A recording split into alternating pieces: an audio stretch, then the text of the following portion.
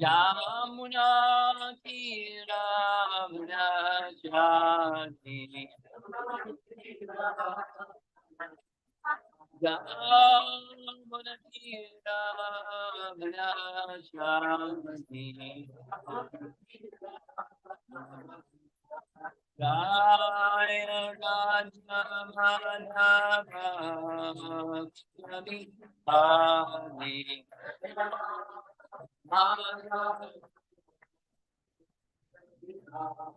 Jaya Radha Madhava Yavi Hari Madhava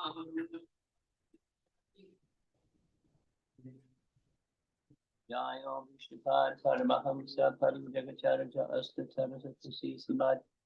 His Divine Grace A.C. Bhaktivedanta Swami Srimad Ananta Koti Vaishnavrinda ki Ran Srimad Bhagavatam ki Gaur Premanandi.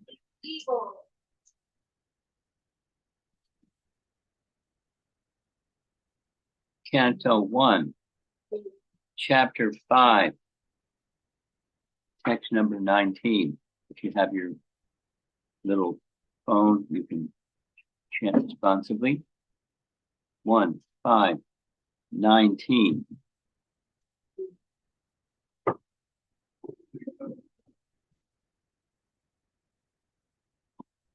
Om Namo Bhagavate Vasudevaya. Om Namo Bhagavate Vasudevaya. Om Namo Bhagavate Vasudevaya. Om Namo Bhagavate Vasudevaya. Om Namo Bhagavate Vasudevaya. Vajano Jatu Katanchana Vrajan. Mukunda Sevyan Yavad Anga Sankritim. Smaran Mukundangri Goyanam Punar.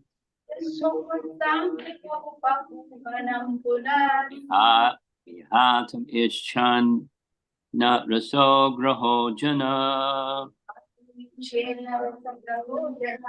Navajano Jatu Katanchana Vrajin. Mukunda Sevyan Vayad Anga Sangsritim. Maran Mukundangri Upagoyanam Punar. Atam Ishchin Naraso Graho Jana. Translation: My dear Vyasa, even though a devotee of Lord Krishna sometimes falls down somehow or other, he certainly does not undergo material existence like others, fruitive workers, etc., because a person who has once relished the taste of the lotus feet of the Lord can do nothing but remember that ecstasy again and again. Report by Srila Prabhupada. A devotee of the Lord automatically becomes uninterested in the enchantment of material existence because he has rasa graha, or one who has tasted the sweetness of the lotus feet of Lord Krishna. There's already something going on right here. You see this? It's already something going on. Thank you very much. Rasa graha. There are certainly many instances where devotees of the Lord have fallen down due to uncongenial association, just like fruitive workers who are always prone to degradation. But Even though he falls down, a devotee is never to be considered the same as a fallen karmi.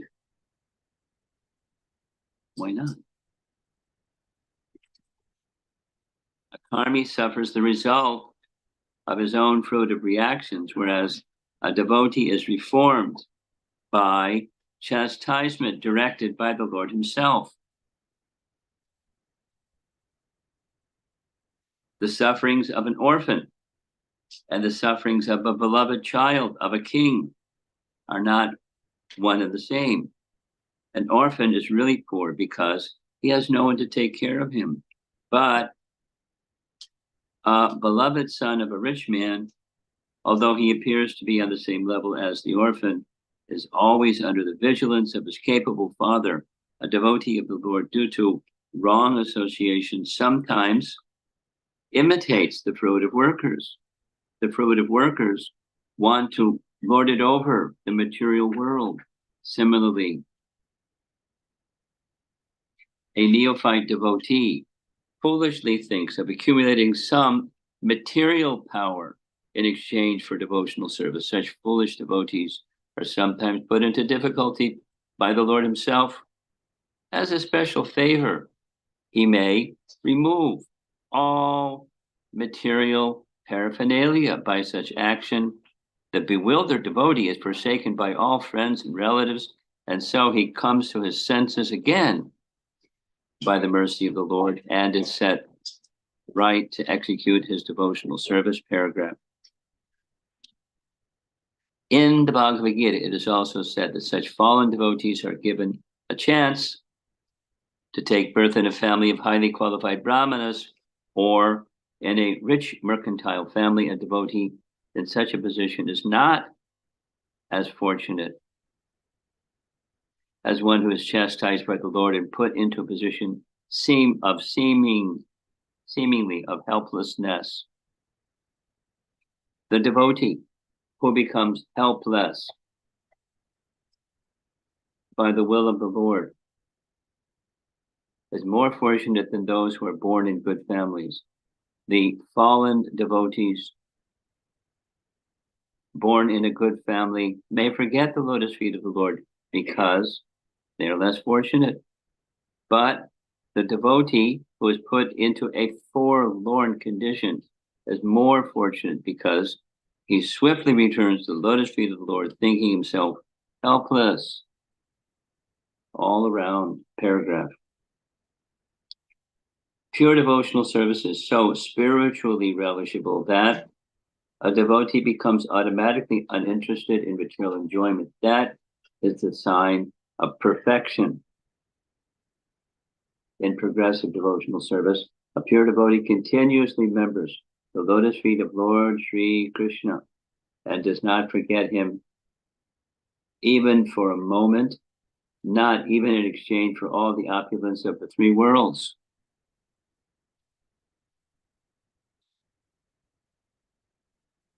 The classic is Dhruva. He became purified, and then Vishnu said, "What would you like?" "I don't want anything."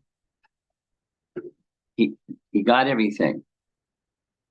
He got the kingdom on earth. He got a kingdom above earth. He got everything. But not in the mood of the enjoyer because he became purified.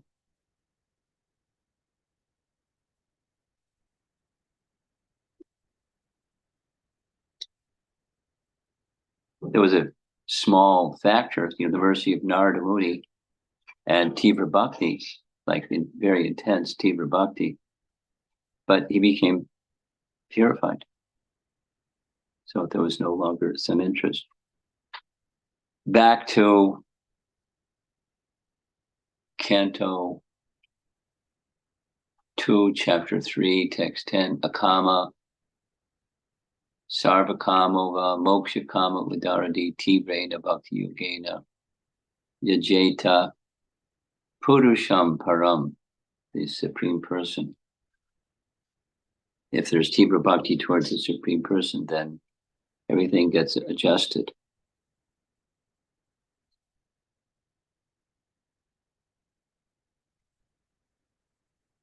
The focus of the verse from Narada to Vyas. So Brahma, Narada, Vyas. Now Vyas is compiling Srimad Bhagavatam, and all the Vedas for that matter, but the conversation between him and Narada, obviously unforgettable. He's quoting Narada, what he expressed. So patantyada, even if one becomes fallen, he stays under the shelter of the personality of God. The condition is the rasa graha phrase. One who has tasted the sweetness of the lotus feet of Lord Krishna. What about the rest of us?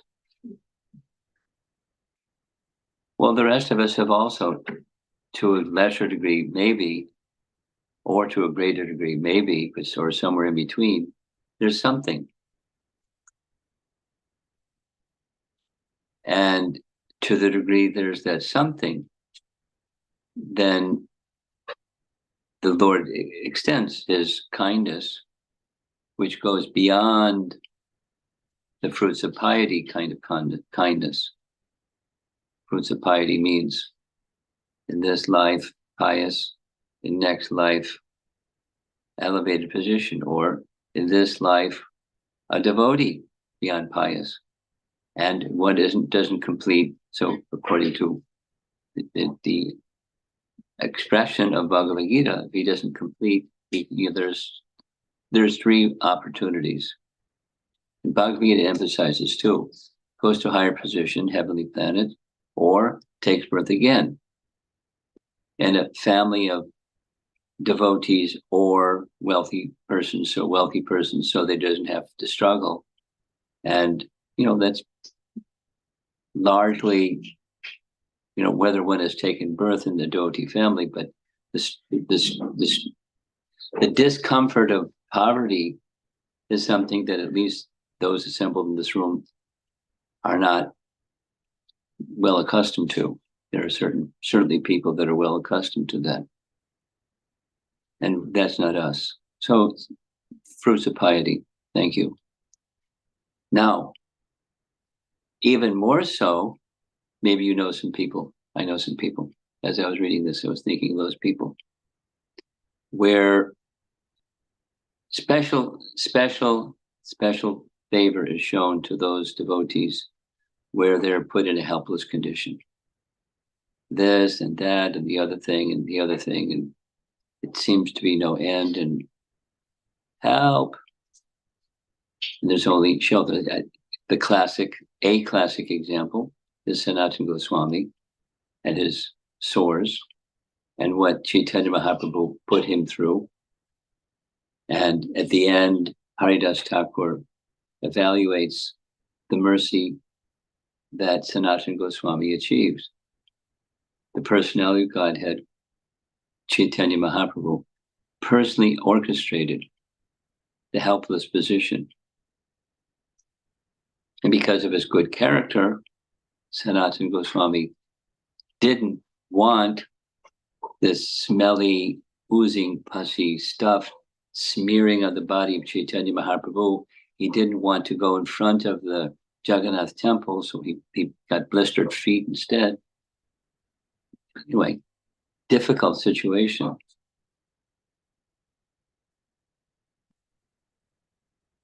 In the past 24 hours, just had some exchange with somebody from some other part of the world, and difficult situation. What to do without the details. Sometimes it happens. So that devotee is not whining and complaining why the difficult situation, but they want to know what to do. So the first and foremost is not what does Krishna want from me? Is it what's the lesson? It's not exactly that question. How to act in such a way that Krishna will be pleased. When the conventional paths seem to be shut down and the situation doesn't change. Only the difficulty seems to accelerate through passage of time.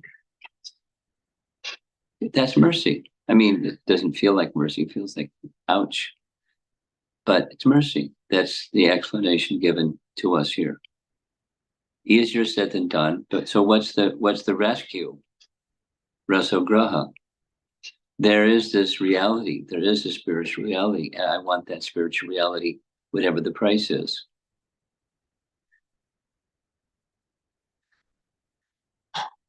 There's so many examples of this in Chaitanya Mahaprabhu's loving exchanges with devotees, where devotees would become absolutely attracted to him.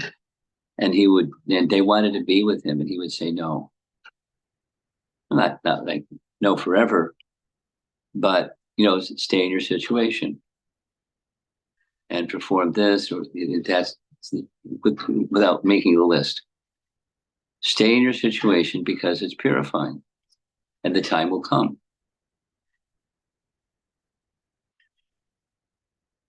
And Gopal Bhatta, the son of Venkata Bhatta, the whole family, he was the head man, the chief priest in the whole of Sri Rangam, and that's a big deal because Sri Rangam is the headquarters of Sri Vaishnavism, and he was the chief priest. And everyone became Vaishnavas, Gaudiya Vaishnavas. The principle that Chaitanya Mahaprabhu applied, it wasn't like he went on a converting campaign. He just was having philosophical discussions about the nature of Narayana and the nature of Krishna, and the loving exchanges of Narayana, the loving exchanges of Krishna. So on the platform of rasa, they not only understood and nodded their head and said yes, but the family accepted, and they accepted internally. They gave their life to Krishna from the position of giving their life to Narayana exclusively.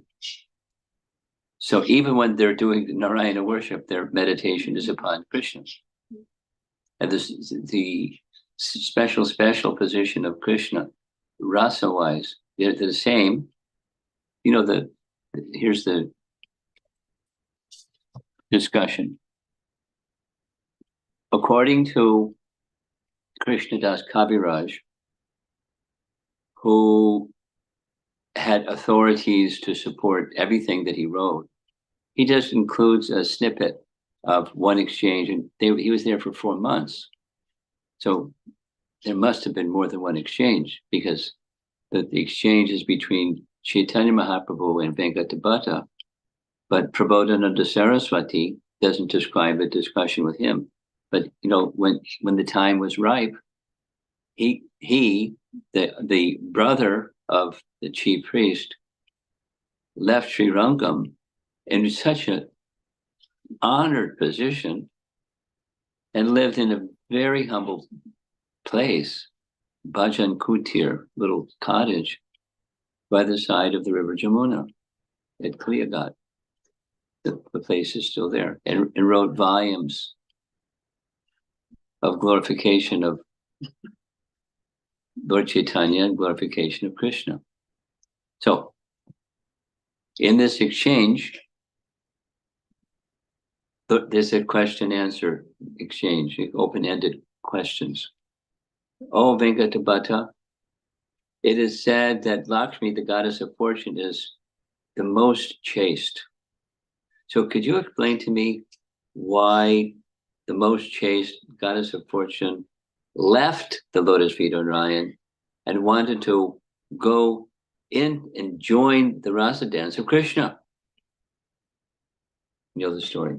You know the story? Yes? No? Okay. So Venkata Bhatta answered, no problem, because Narayana and Krishna are the same. She wasn't unchaste. Narayana and Krishna are the same. She didn't leave the lotus feet of Narayana and as an unchaste woman went to another man, because Narayana and Krishna are the same. And that wasn't the end of the discussion. The next point was, very well, Narayana and Krishna are the same. Could you then explain why Goddess of Fortune Lakshmi was not allowed to enter the rasa dance? And not only that, she underwent austerities. The Goddess of Fortune underwent austerities for a long time to enter into the rasa dance. And she was still not allowed to enter into the rasa dance, but Krishna and Narayana are the same. Could you explain? And Venkatabhatta said, no, I can't, but I think you can. Could you explain? And the answer given was the mood of, it's a rasa topic, the mood of Lakshmi is worshiping the all opulent Bhagavan Narayana. And that mood of worshiping the all opulent Bhagavan doesn't fit in the rasa dance. It's not a worship of the all opulent Bhagavan. So her mood wasn't the right mood. So she wasn't allowed to enter the rasa dance because of rasa. She had a different mood of love. Since it's not her mood of love was anything less than perfect, but her mood of love was of a different rasa. And the superlative rasa is the rasa of the rasa dance, or all the residents of Vrindavan in relation to the Supreme Personality of Godhead. They don't acknowledge him in that way. They have intimacy or madhurya, sweetness, that eclipses the opulence or the Aishwarya feature. So the residents of Vrindavan are most exalted, most exalted.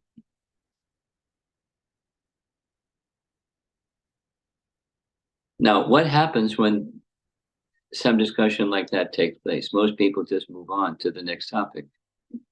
But these are very educated and cultured and spiritually intelligent persons. And in the course of the 4 months, they became convinced we should be worshiping Krishna.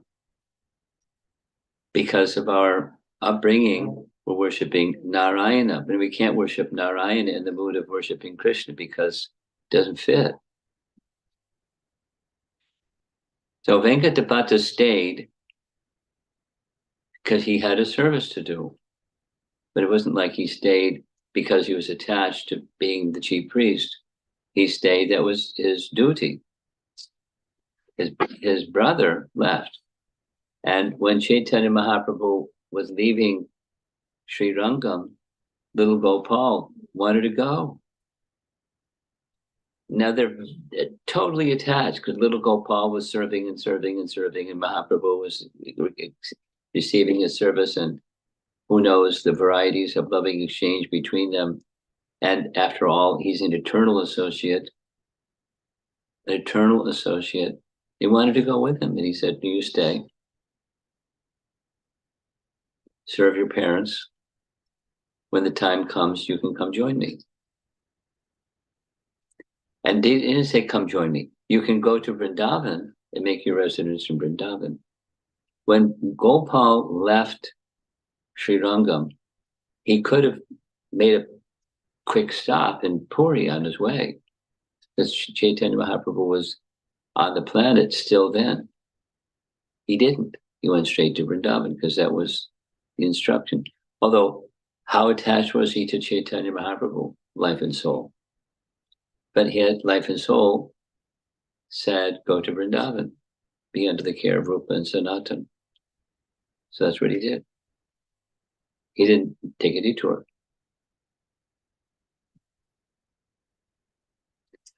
That's an example of an obstacle where something by association, attachment is awakened, transcendental attachment is awakened, but then there's an obstacle to fulfill that transcendental attachment. You got two other instructions: stay and serve your parents, That's, certainly a principle to live by. And then when the time comes, go to Vrindavan. So that's what he did. And many other examples. Awakening attachment and placing an obstacle. He did the same with Raghunath Das Goswami. He did the same with Rupa and Sanatan. So it's quite okay that there's an obstacle. And the one who has an obstacle isn't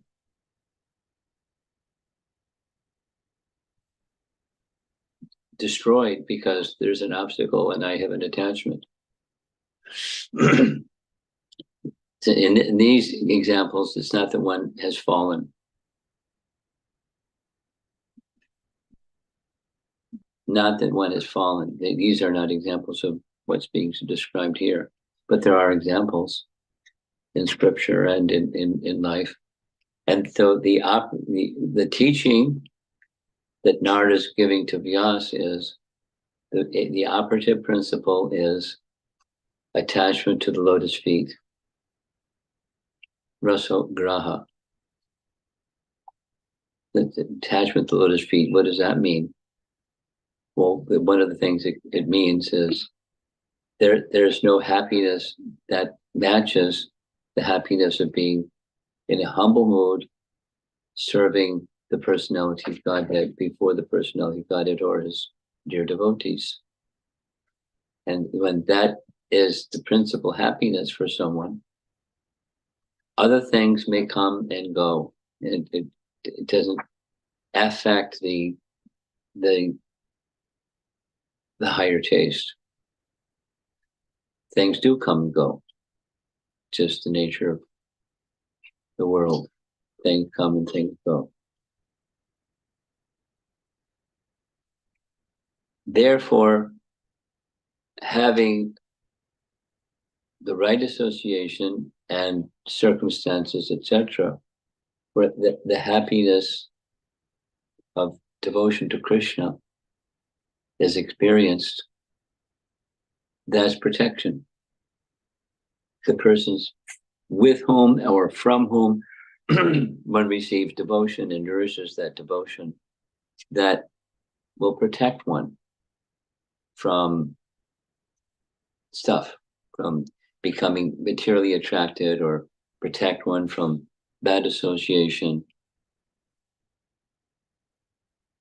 Because ultimately one can't forget that relationship with Krishna and the kindness extended to one who's carrying bhakti and nourishes bhakti for us. It protects one from fall down, and even in the circumstance where there is fall down, because that remembrance stays. The impression is very powerful, and the impression then restores the distracted situation. And throughout, because that attraction to Krishna or attachment to Krishna, Krishna doesn't forget, even if one forgets. And therefore, Krishna will, of his own volition in his own way, and it's different for different people in different circumstances. But Krishna will pull that person back with his association.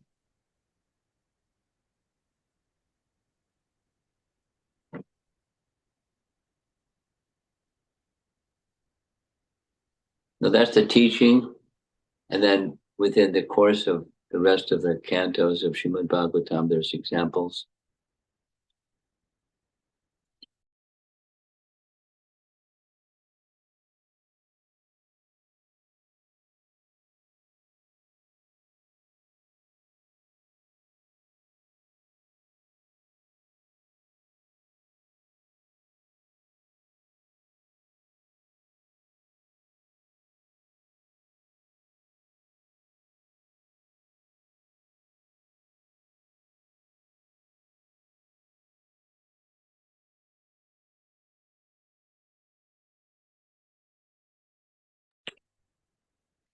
Paramananda Prabhu.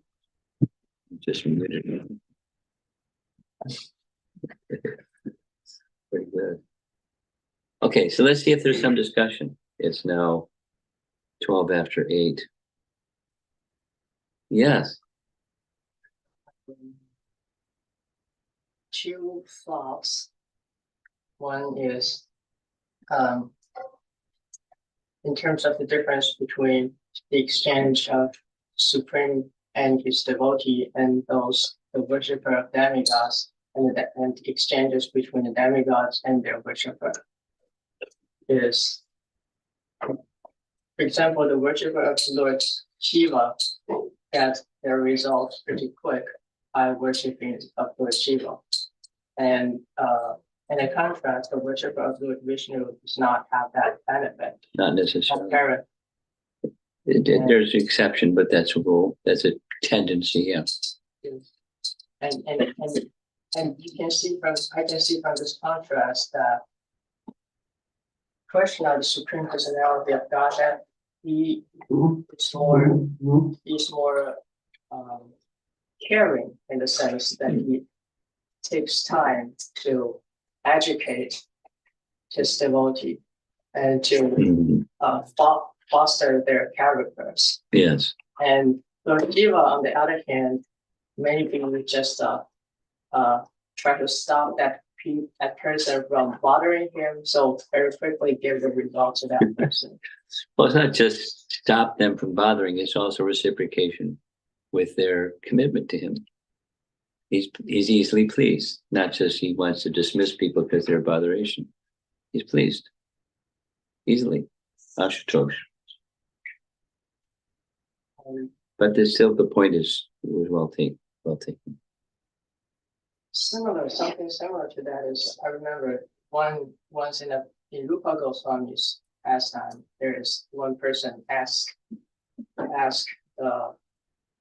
to challenge, to argue with him. And yes, he did not argue with him, but directly give the result what he wanted. That person tried to run into the argue with him and say that I am the best of all yes. person. And Rupa Goswami just didn't waste I his don't time. have time for those time. No, it didn't say I didn't have time. The response was, you're such an elevated personality. There's no contest. You've defeated me because you're such an elevated person. Very well signed, because that was the procedure. So he signed. It was when Prabhupada points to that example, it's an example that one of the principles to take from that expression is we want to engage ourselves with persons who have a spark of interest to progress, not they simply want to engage in debate. Now, sometimes persons that are interested in debate, they're exalted Vaishnavas that take up the task because they see something behind that debate tendency. This fellow wasn't like that, so he did what he did.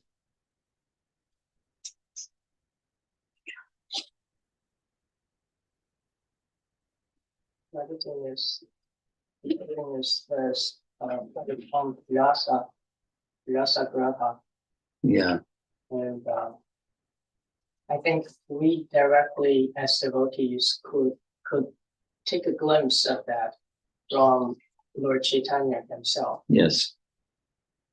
And while that Adi Rasa is experienced between Radha and Krishna, and in terms of Chaitanya Mahaprabhu's pastime, we can see from his dealing with Lord Jagannath.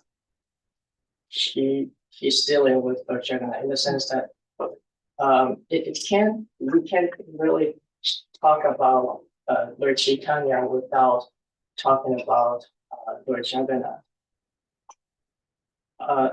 Externally, he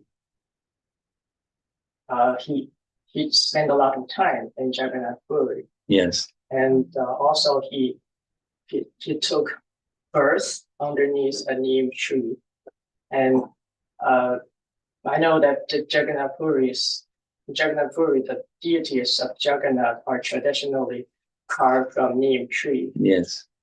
and but more importantly is the internal mood. Is Chaitanya Mahaprabhu embodies the mood of Radha in separation from Lord Krishna, and Jagannath on the other hand is the Supreme Personality of Godhead Krishna in separation from his Raja recipes. Yeah. And they two complement perfectly and interact in that very exalted way. Yeah, this is profound. I mean, Jagannath, the manifesting, Jagannath manifesting the form that he manifested is a whole rasa topic in itself.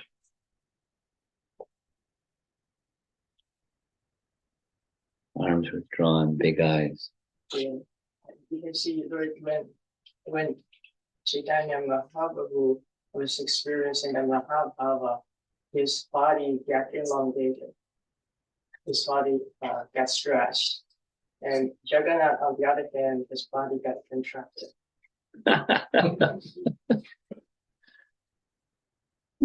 Okay, rasa graha.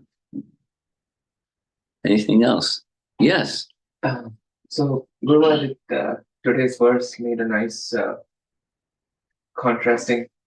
painted a nice contrasting picture between two classes of devotees, like those who were fortunate enough to get birth in high-class Brahmana family, getting the opportunity to pick up from where they left off, and the other is kind of materially impoverished condition, and because of which there is helplessness in the heart getting generated, and Prabhupada pointed out that is a much more fortunate position because one is ready to take shelter in that mood of helplessness. So the attention went into really the quality of helplessness in approaching the Supreme Lord. So if even in a so-called better material position, if somehow one can cultivate that mood of helplessness, then that person can also become equally fortunate. So the question is how we can cultivate that mood of helplessness. Well, Krishna can orchestrate it. Yeah, two comments. One is, it's not said that Krishna shows special fortune upon someone who is materially impoverished. Not be materially destitute is not the criterion for helplessness. Mm-hmm. One may be well off, but feeling helpless. I mean, that was, for example, Sanatana Swami, feeling helpless by circumstance. And there was a special arrangement so that the exclusive shelter of Krishna in that mood of helplessness was accentuated, accelerated, amplified. Now, that second part, your specific question, how to cultivate, is it possible to cultivate the sense of helplessness? Well, it's possible to cultivate when higher consciousness, humility is a doorway to enter into higher consciousness. And when that humility, when one becomes realistic about whatever it is that I have, it's in that on the material plane is not shelter, and it's quite insignificant at Krishna's property. So the mood of service, mood of humility in humble service awakens the sense of helplessness. That, you know, there's no shelter here. So there's only one shelter. So that by amplifying bhakti in a humble mood, that's the cultivation of that sense of helplessness.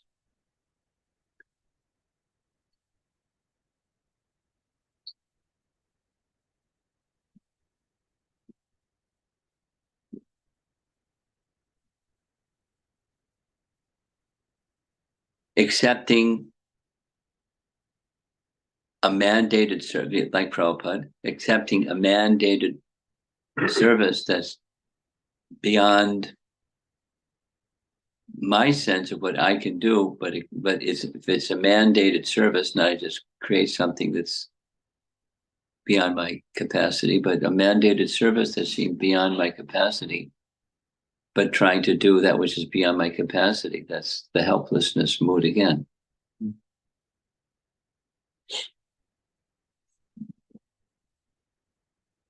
And it doesn't have to be in the arena of preaching. It can be in the arena of anything.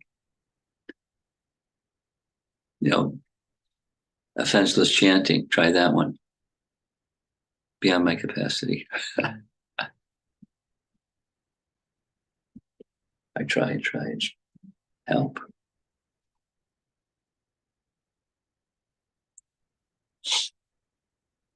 Yes. Sometimes when I'm calling out for help to Krishna, it feels like a mixed devotion because it's for me kind of thing. So what should be the right mode when calling out for? What should be the right mood? What was the last part? Yeah, when calling out for. When right calling out mood. for help. When calling out for help.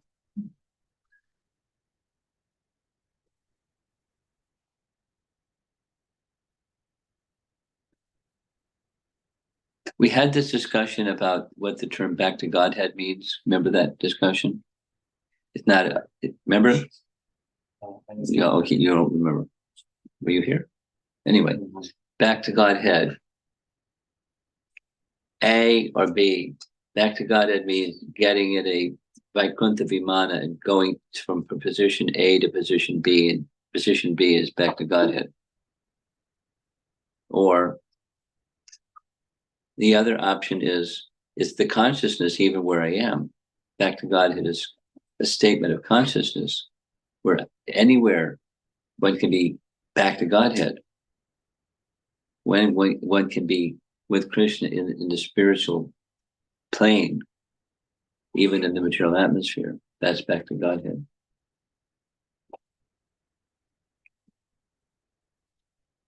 So similarly, you know, asking Krishna for help depends on what the purpose of the help is. You know, the inspiration or the motivation or the intention behind it. It can be for me, or it can be for the purpose of Krishna's service. That I'm not at the center. Who's at the center? That's a simple way of answering the question. Who's at the center when you're calling for help? You know, I want to fulfill a purpose. I want to distribute books. So who's at the center?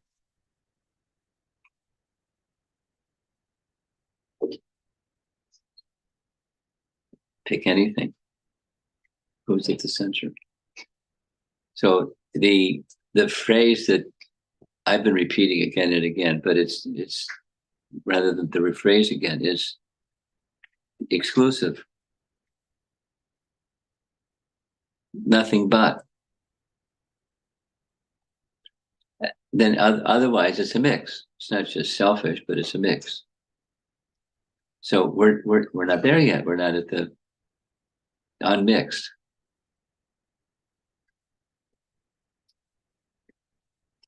purification with the right guidance and teaching and striving, then one can get to the unmixed position. So that's how, or what that the aspiration should be, that unmixed devotion. According to the verse that I quoted already today, 2:3:10, it's Tivra Bhakti. And then comes a definition is what's bhakti when there's a mix. It seems that if it's mixed, then it's mixed bhakti, not Tivra Bhakti. So then the question again is, what is bhakti?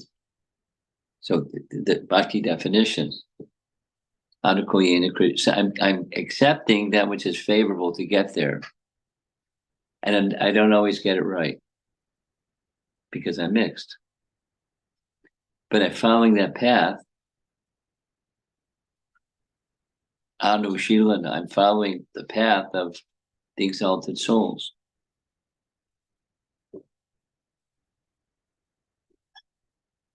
Less than perfectly, but I'm following the path of the exalted souls. So I need to know something about those exalted souls. Especially the platform of spontaneous as opposed to regulative bhakti is meditate on and follow the example of the exalted souls by name, Swarup Damodar and Rupa and Sanatana Goswami. The character of their bhakti can help you and me get to that position where it's not mixed anymore. We work on it. We follow that instruction until then it's mixed. And so that's not that stop asking for help, but purify the ask.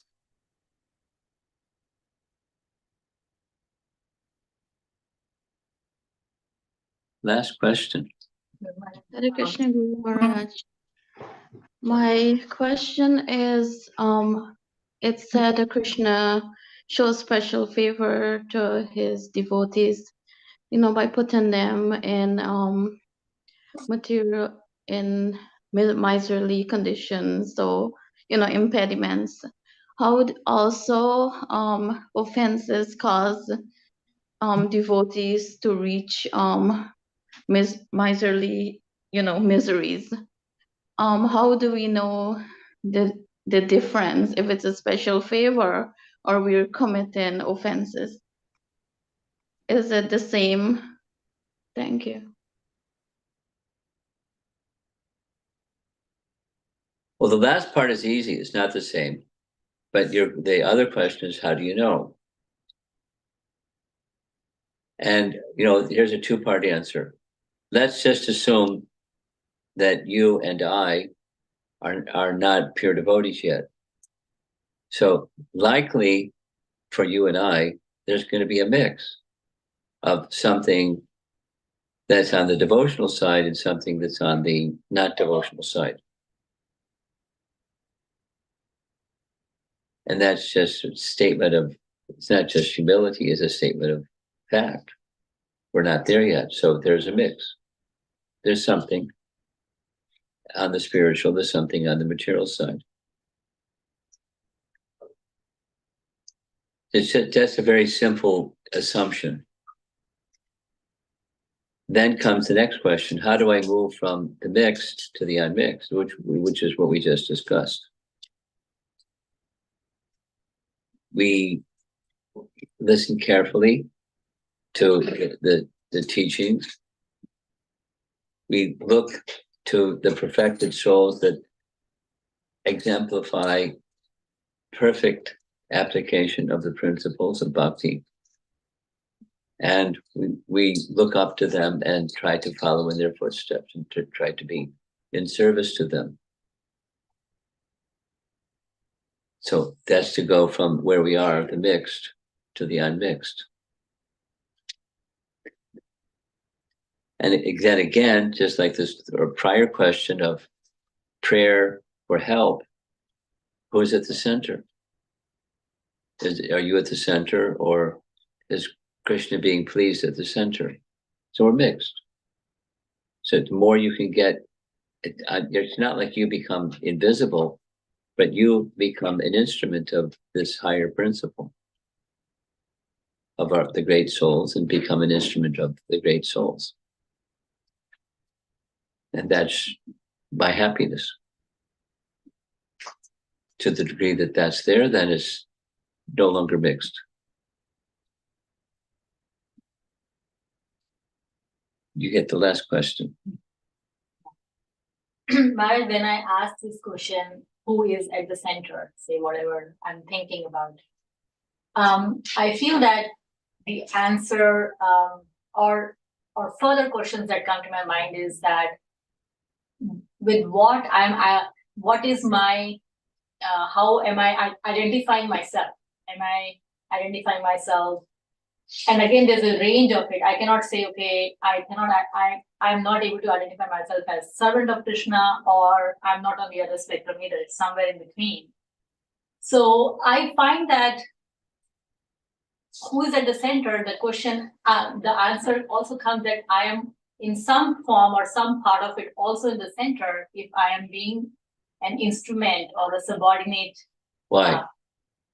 Creator or, You're making a statement. Please explain your statement. Why are you making that statement?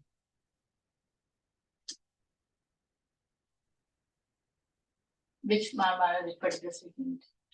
Make your statement again. So when I think about who is at the center, the further questions that I get is that what is my, with what am I identifying with? If I'm identifying with Krishna, I feel that in service to Krishna, I'm also part of that center in somehow. Like an example comes in when we talk about a wholesome family. Everybody's part of that wholesome family. Yeah, but what's that? Let's go back besides the family. Just your relationship with Krishna. You're in the picture, but who's at the center of the picture? And exclusive devotion doesn't mean you become a non-entity or invisible or something. You're in the picture, but who's at the center of that picture? Devotion means Krishna's at the center. Kevala Bhakti, Kevala Bhakti. Absolute Krishna. I'm in the picture, and not only I'm in the picture, but others are in the picture, but Krishna's in the center. So if you go take your example of the family. If it's a Krishna conscious family, Krishna's at the center. And we, members of the family, keep Krishna at the center. At least we're practicing doing like that. And Krishna's at the center of our aspiration. And then the family members, this is interpersonal, but family members acknowledge and others, individual family members, nature and but Krishna stays in the center. Because largely the picture of collective interpersonal actions, whether it's family or any other group other than myself, it often comes down to what's my happiness rather than what's Krishna's happiness. It's a way of, it's a change of thinking.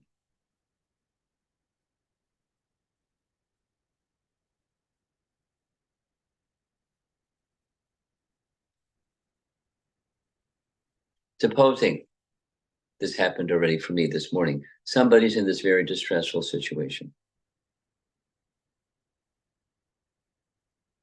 What to do?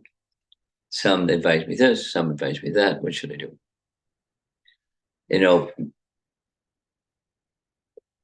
What does Krishna want? And then in the situation, there's other people in the situation. What's important to them? Is there something that they have faith in? So I'll try to align what's pleasing to Krishna in ways that what's pleasing to Krishna. And then they may have faith in something other than pleasing to Krishna. So try to see if there's some way to align in such a way that the conflict situation is diminished, if not dissipated, by putting Krishna at the center. No guarantee, but that's a platform to act from. Strive to act from. That's the alignment term. Try to strive like that.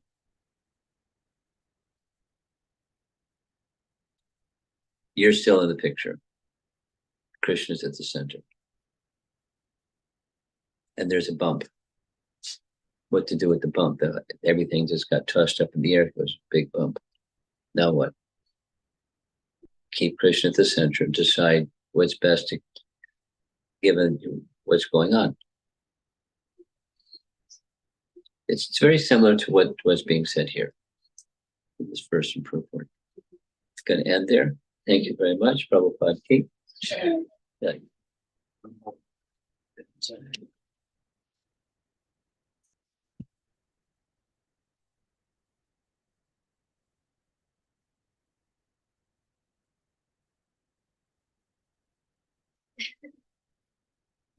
You would go.